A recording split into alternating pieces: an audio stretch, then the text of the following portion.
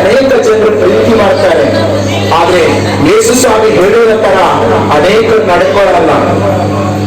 ನಡ್ಕೊಳ್ಳಲ್ಲ. ಈಗ ನಾನು ನಿನಗೆ ಹೇಳಿದ್ರು ಎಷ್ಟು ಜನಕ್ಕೆ ಅರ್ಥ ಆಯ್ತಾ ಅರ್ಥ ಆಗಿಲ್ಲ ನನಗೆ ಗೊತ್ತಿಲ್ಲ.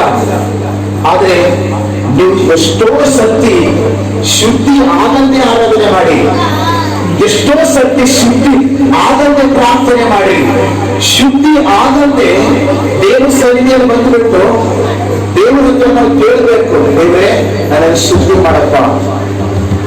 ನಾವು ಪ್ರಾರ್ಥನೆ ಮಾಡ್ಬೇಕು ಈ ಸ್ಥಳದಲ್ಲಿ. ಈಗ ಅದಕ್ಕೆ ಹೇಳ್ತಾ ಇದ್ದೀನಿ, ಈಗ ನನ್ನ ಕೈಯಲ್ಲಿ ಗಲೀಸ್ ಎಲ್ಲ ಹಚ್ಕೊಂಡ್ಬಿಟ್ಟು ನೀವು ಕೇಕ್ ತಪ್ಪಿ ಅಂತಂದ್ರೆ ಒಬ್ಬರ ಬರ್ತೀರಿ.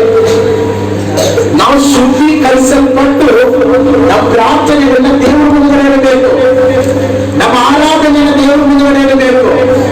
ಆವಾಗ ನಮ್ಮ ಜೀವಿತದ ದೇವರ ಆಶೀರ್ವಾದ ಸಿಗುತ್ತದೆ. ಇದು